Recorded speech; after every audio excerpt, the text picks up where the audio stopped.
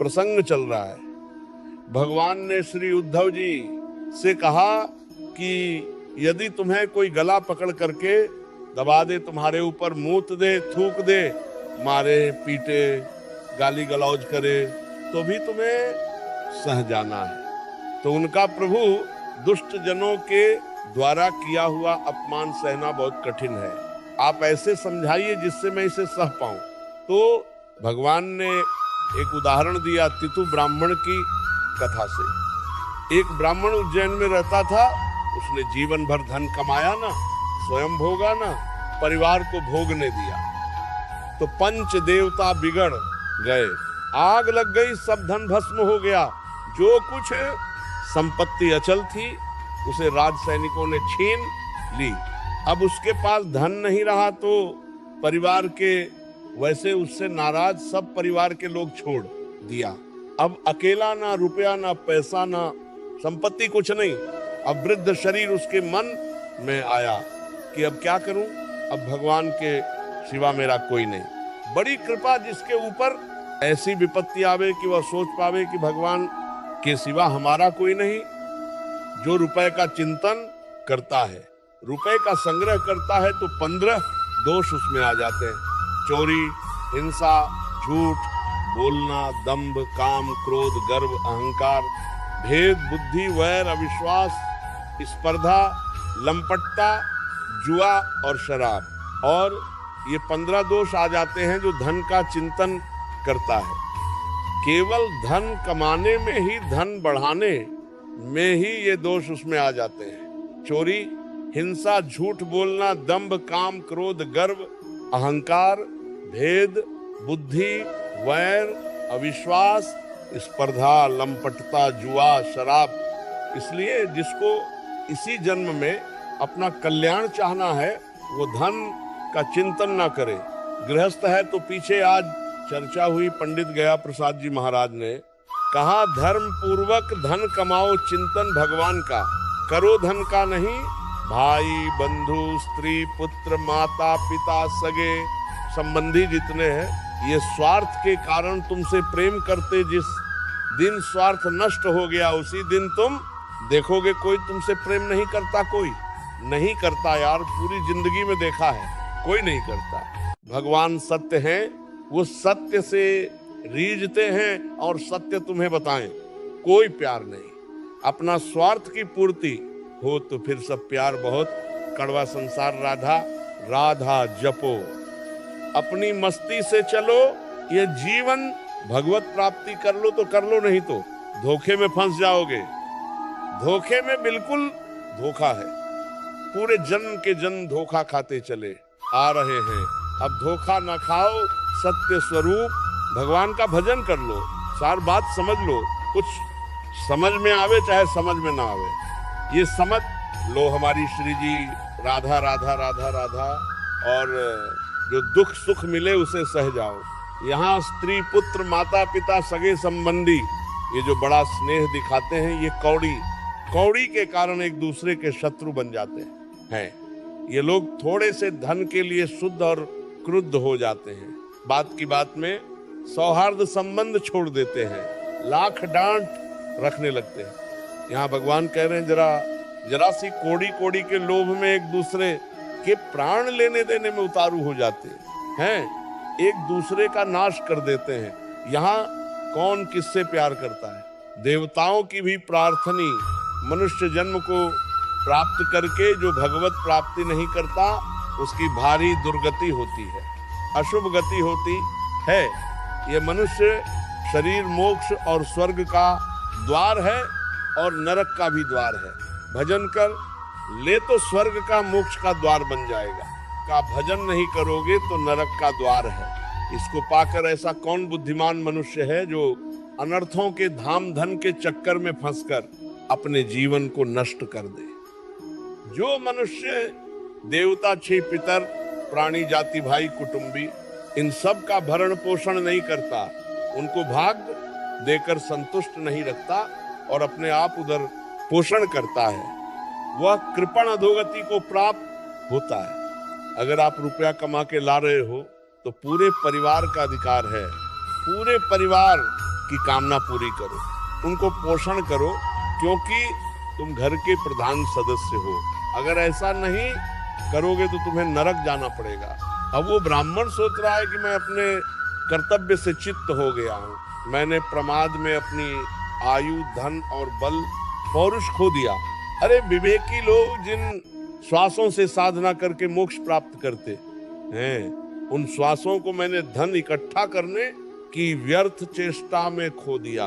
अब मैं बूढ़ा हो गया, मेरा कोई साधन बनने वाला नहीं। क्या करूं? मालूम नहीं होता कि बड़े बड़े विद्वान धन और परिवार की तृष्णा में फंसकर पूरा जीवन बर्बाद कर देते हैं। हो ना हो, अवश्य ही यह संसार किसी की माया से अत्यंत मोहित हो रहा है।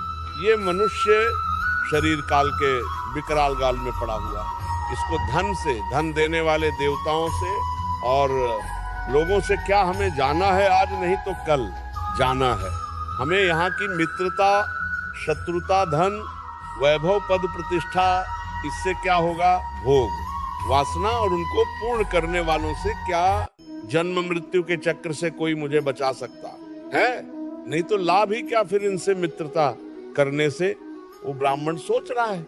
इसमें संदेह नहीं कि सर्वदेव स्वरूप भगवान आज मुझ पर बहुत प्रसन्न है, तभी मुझे ऐसी स्थिति में ले आए।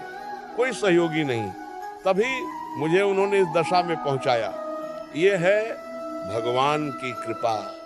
वैभवहीन कर दिया परिवार के लोग, प्यार नहीं करते। शरीर बुढ़ापे से ग्रसित हो गया। आज मैं जो इस दुर्दशा को पहुंचाऊं, इसमें मैं भगवान की कृपा मानता। मुझे जगत के प्रति दुख बुद्धि और वैराग्य हुआ। वस्तुतः वैराग्य ही इस संसार सागर से पार होने के लिए नौका के समान है। अब मैं ऐसी अवस्था में पहुंच गया हूँ, पता नहीं मेरी आयु है कि नहीं, बूढ़ा हूँ। अगर आयु मेरी शेष है तो आज से मैं दृढ़ संकल्प करता हूँ, यह है बढ़िया काम। उस बूढ़े की जिंदगी बन गई, इतना महान संत हो गया कि भगवान उसकी कथा एकादश स्कंद में कह रहे हैं, और जीवन में भजन नहीं किया।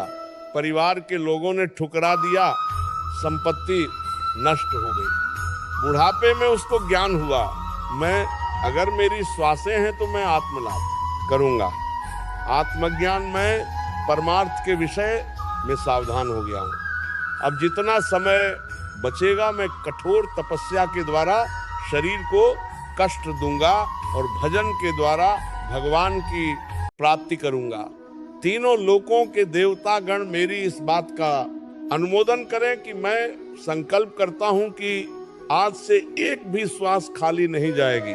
मेरी जितनी श्वासें अब बची है वह भगवान के चिंतन में व्यतीत करूंगा, और जितना कष्ट मिलेगा उसको आराम से सोऊंगा और भगवान की प्राप्ति करूंगा। अभी निराश होने की कोई बात नहीं, क्योंकि महाराजा खड़वांग ने तो 2 घड़ी में भगवत प्राप्ति की थी। मेरी तो अभी श्वासें होंगी। उस वृद्ध ब्राह्मण ने ऐसा निश्चय किया। भगवान श्री कृष्ण कहते हैं, उद्धव जी, उस उज्जैन निवासी ब्राह्मण ने मन ही मन इस प्रकार निश्चय करके कि मैं और मेरे पन की गांठ खोल देना ही इस मोक्ष पदवी को प्राप्त करना है। उसने मैं और मेरा पन हटा दिया और संन्यास ले लिया और मौन धारण कर लिया। अब उसके में किसी भी स्थान, वस्तु, व्यक्ति के प्रति आसक्ति नहीं रही। उसने अपने मन, इंद्र और प्राणों को वश में कर लिया। वह पृथ्वी पर स्वच्छंद रूप से विचरने लगा। वो भिक्षा के लिए नगर और गांव में जाता अवश्य था, परंतु इस प्रकार जाता था कि कोई उसे पहचान ना पाता। उद्धव जी, वो सन्यासी बहुत बूढ़ा हो गया था, तो गांव के दुष्ट लोग उसे देखते ही टूट पड़ते और उसका तरह तरह से तिरस्कार करके उसको बहुत तंग करते। कोई उसका दंड छीन लेता तो कोई भिक्षा पात्र झटक लेता, कोई कमंडल उठा ले जाता, कोई आसन रुद्राक्ष की माला कथा ही लेकर भाग जाता, कोई तो उसकी लंगोटी वस्त्र ही खोल के ले जाता। कोई कोई वस्तुएं ऐसे देने को कहता, फिर दिखलाकर छीन लेता। वह अवधूत मधुकरी मांगकर जब लाता और बाहर नदी के तट पर भोजन करने को बैठता तो पापी लोग उसके ऊपर मूत देते थे, कभी थूक देते थे। वे लोग उस मौनी अवधूत को तरह तरह से बोलने के लिए विवश करते, और जब वो इस पर भी ना बोलता तो उसे खूब पीटते। ये सब प्रसाद मिलता है। घोर वैरागी को यह प्रसाद मिलता है और उसका ब्रह्म भाव दृढ़ होता जाता है, देह भाव छूटता जाता है।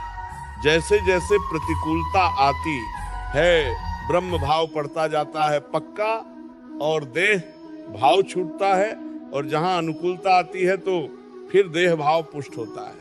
इसीलिए भर्तरी जी ने जब भगवान शंकर प्रसन्न हुए और प्रकट हुए तो कहा वरदान मांगो, तो उन्होंने कहा कभी सम्मान से हमें भिक्षा ना मिले, क्योंकि अनुकूलता से देह भाव पुष्ट होता है, प्रतिकूलता से ब्रह्म भाव पुष्ट होता है, और देह भाव नाशवान है, ब्रह्म भाव अविनाशी है।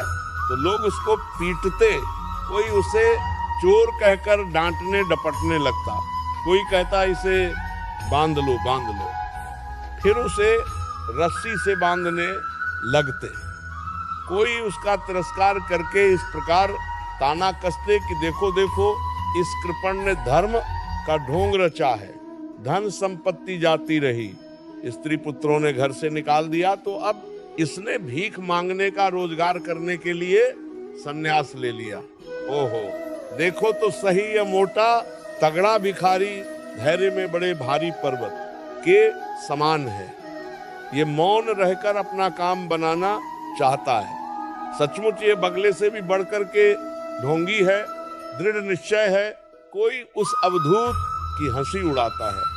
संसार में ऐसे ऐसे लोग हैं, पूछो मत, दुष्टता की हद है, और ये सब देखने को मिला है। गंगा किनारे जब भ्रमण करते थे, पीटे भी हैं, गाली भी खाई है, अपमान भी सहे। भगवान की कृपा का अनुभव हुआ है। जैसे लोग तोता मैना आदि पालतू पक्षियों को बांध लेते हैं, पिंजरे में बंद करते हैं, वैसे उस बूढ़े सन्यासी को भी घरों में जाकर कमरे में बंद कर देते और ताड़ना देते, किंतु वो किसी से कुछ नहीं कहता, चुपचाप सह लेता। कभी उसे बुखार आदि के कारण दैहिक पीड़ा सहनी पड़ती, कभी गर्मी सर्दी आदि से दैवी कष्ट उठाना पड़ता, कभी दुर्जन लोग अपमान आदि के द्वारा उसे भौतिक पीड़ा पहुंचाते। परंतु उस सन्यासी के मन में इससे कोई विकार नहीं होता। वह समझता कि सब मेरे पूर्व जन्म के कर्मों का फल है, इसे मुझे अवश्य भोगना पड़ेगा। यद्यपि नीच मनुष्य तरह तरह के तिरस्कार करके उसे उसके धर्म से गिराने की चेष्टा किया करते, फिर भी वह बड़ी दृढ़ता से अपने धर्म में स्थिर रहता और सात्विक धैर्य का आश्रय लेकर वो ऐसे उद्गार प्रकट करता जिसे भिक्षु गीत कहते हैं। ब्राह्मण कहता कि मेरे सुख अथवा दुख का कारण न ये मनुष्य है, न देवता है, न शरीर है, और न ग्रह कर्म काल आदि ही है। श्रुतियां और महात्मा जन दुख सुख का कारण क्या बताते हैं?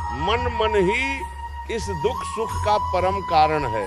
जो मुझे दुख मिल रहा है ये ना मनुष्य दे रहे हैं, ना देवता दे रहे हैं, ना शरीर दे रहा है, ना कोई ग्रह, ना कोई कर्म, ना कोई काल। श्रुतियां और महात्मा जन कहते हैं कि मन को ही इसका परम कारण बताया कि मन ही दुख सुख का कारण है, मन ही सारे संसार चक्र को चला रहा है। सचमुच ये मन बहुत बलवान है। जनों में सुख दुख हेतु न देवता आत्मा ग्रह कर्म काला, मन परम कारण मां संसार चक्रम परिवर्त, मनो सजते बलत करण विलक्षण। शुक्ल कृष्ण लोही त्यायो भवती, मेरे सुख दुख का कारण कोई और नहीं, ये मेरा मन है। मन ही संसार चक्र को चला रहा है। सचमुच ये मन बहुत बलवान है। इसी ने विषयों उनके कारण गुणों और उनसे संबंध रखने वाली वृत्तियों की सृष्टि की है।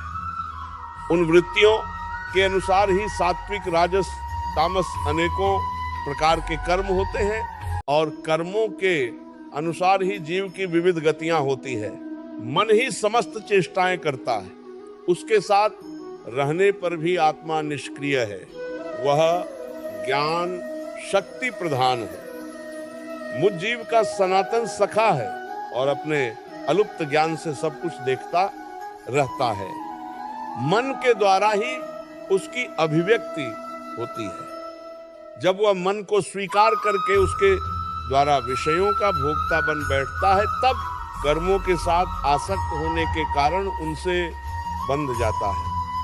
दान, अपने धर्म का पालन, नियम, यम, वेदाध्ययन, सत्कर्म और ब्रह्मचर्य आदि श्रेष्ठ व्रत, इन सब का अंतिम फल यही है कि तुम्हारा मन एकाग्र हो जाए, मन भगवान में लग जाए।